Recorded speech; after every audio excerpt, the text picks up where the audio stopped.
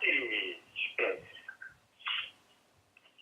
Pour appeler votre reçu lundi 19 septembre à 11h04.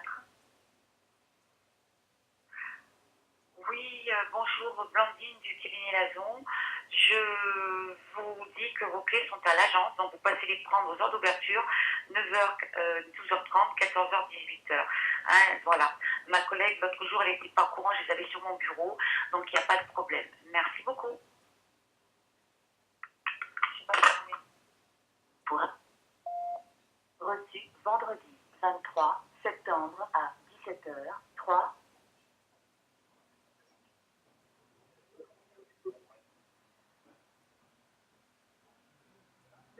Pour appeler, faites le dièse. Reçu vendredi 23 septembre à 18h37. Allô?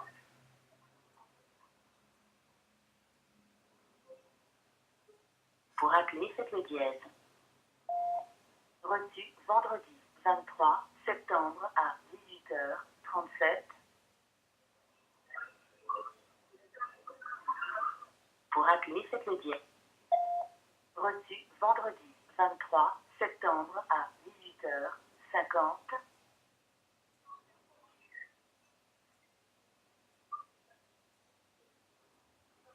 Pour appeler, faites le dièse. Reçu vendredi 23 septembre à 18h52. Pour appeler, faites reçu vendredi 23 septembre à 19h14.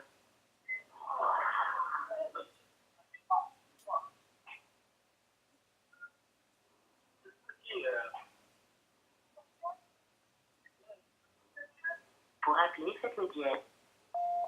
Reçu mardi 27 septembre à 10h32. Oui, c'est Alain Charon-Méjean à Paris. Je suis assez souvent dans le sud, hein, j'ai Paris, mais j'ai une maison dans le Var. Je suis à Aix, donc le mercredi. Je peux être à Aix le mercredi matin, le vendredi matin, je vois que le mercredi vous êtes relativement libre, on va s'appeler pour... Demain, ça sera un peu juste, mais mercredi prochain, voilà, on se retrouve quelque part, soit à la maison de la recherche, à la fac, soit dans un salon de thé en ville. Moi, j'ai mes habitudes dans les salons de thé, j'écris mes bouquins et des articles, j'adore des salons de thé, j'ai du mal à travailler chez moi. Voilà, on va se retrouver quelque part tranquillement et on bavardera comme ça. C'est très bien, l'université, c'est ça. Ce sont ces rencontres. Si demain vous étiez libre entre 10h et 11h, on pourrait peut-être se voir à la fac, mais je ne suis pas tout à fait sûr. Dites-moi. En tout cas, à bientôt et bon courage à la fac. Pour appeler, faites le reçu dimanche 2 à 17h07. Pour appeler, faites le dièse. Reçu lundi 3 à 19h18. Pour appeler, faites le dièse. Reçu mardi 4 à 21h50. Pour appeler, faites le dièse. Reçu mercredi 5 à 18h48.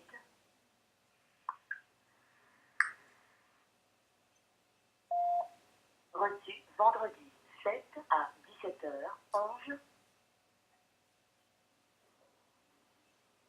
Pour appeler, faites le dièse. Reçu mercredi 12 à 9h23. Oui, justement, je voulais juste savoir qu'est-ce qu'il t'a dit, le gars, si tu l'as récupéré. Et puis voilà, bisous. Fin de nouveau message. Vous avez 6 messages sauvegardés. Pour les consulter, faites le 1. Message sauvegardé. Reçu mardi 11 à 15h18. Pour appeler votre correspondant, faites reçu mardi 11 à 15h18. Pour appeler votre correspondant. Message sauvegardé. Reçu mardi 11 à 14h15.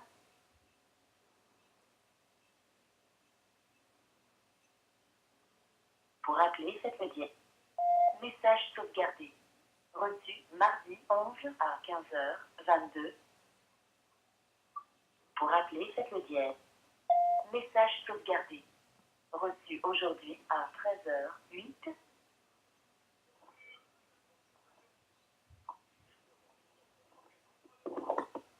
Pour appeler, faites le dièse. Message sauvegardé. Reçu aujourd'hui à 17h06.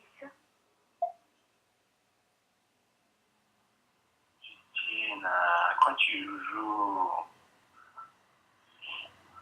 Justine, arrête un peu, arrête de faire de la juive. Pour appeler, faites le dièse. Pour écouter. Message sauvegardé. Reçu aujourd'hui à 19h58. Pour appeler, faites le dièse. Pour fin des messages. Menu principal.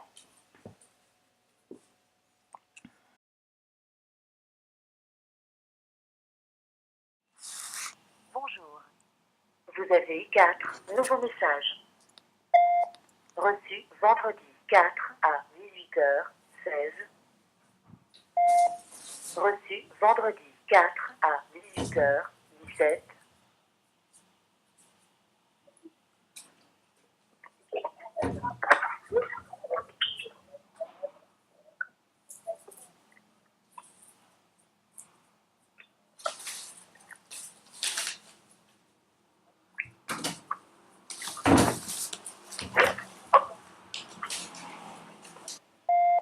Reçu vendredi 4 à 18h17.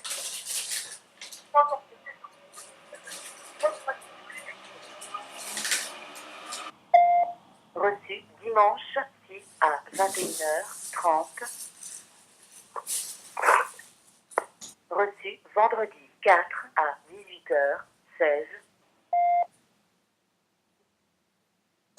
Reçu vendredi 4 à 18h17.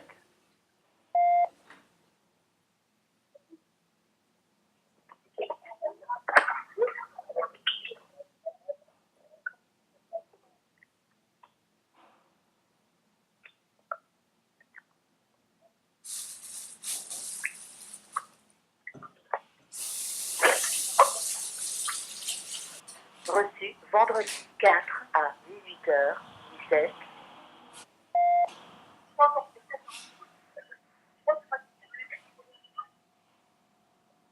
Reçu dimanche 6 à 21h30. Fin des messages. Quatrième partie. Post-scriptum au supplice. Ou la nouvelle théologie mystique. La vie va se perdre dans la mort. Les fleuves dans la mer et le connu dans l'inconnu. La connaissance et l'accès de l'inconnu. Le non-sens est l'aboutissement de chaque sens possible. C'est une sottise épuisante que, là où, visiblement, tous les moyens manquent, l'on prétende cependant savoir, au lieu de connaître son ignorance, de reconnaître l'inconnu, mais plus triste est l'infirmité de ceux qui, s'ils n'ont plus de moyens, avouent qu'ils ne savent pas, mais se cantonnent bêtement dans ce qu'ils savent. De toute façon, qu'un homme ne vive pas avec la pensée incessante de l'inconnu fait d'autant plus douter de l'intelligence que le même est avide, mais aveuglément, de trouver dans les choses la part qui l'oblige d'aimer, ou le secoue d'un rire inextinguible, celle de l'inconnu. Mais il en est de même de la lumière, les yeux n'en ont que les reflets. La nuit lui parut bientôt plus sombre, plus terrible que n'importe quelle autre nuit, comme si elle était réellement sortie d'une blessure de la pensée qui ne se pensait plus, de la pensée prise ironiquement comme objet par autre chose que la pensée. C'était la nuit même. Des images qui faisaient son obscurité l'inondaient, et le corps transformé en un esprit démoniaque cherchait à se les représenter. Il ne voyait rien et, loin d'être accablé, il faisait de son absence de vision le point culminant de son regard. Son œil, inutile pour voir, prenait des proportions extraordinaires, se développait d'une manière démesurée, s'étendant sur l'horizon, laissait la nuit pénétrer en son centre pour se créer un iris.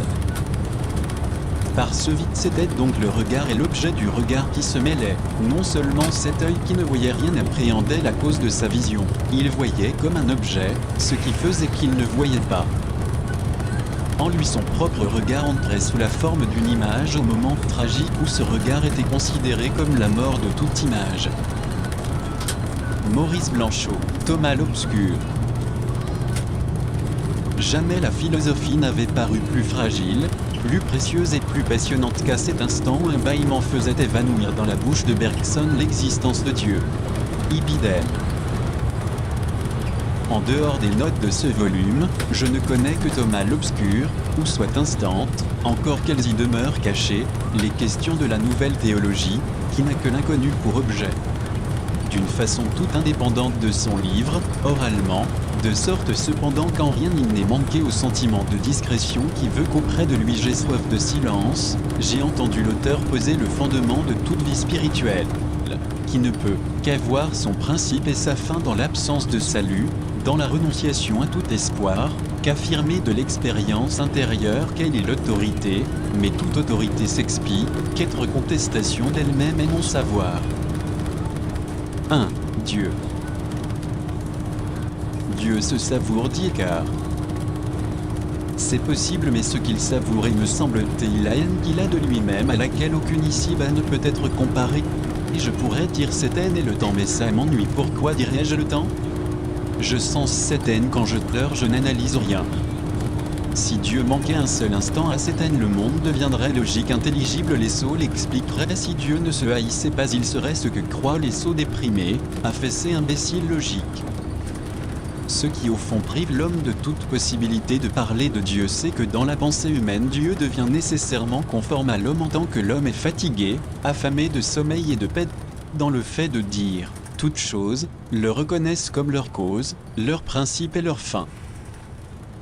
Il y a ceci, un homme n'en peut plus d'être, il demande grâce, il se jette harassé dans la déchéance, comme, n'en pouvant plus, l'on se couche.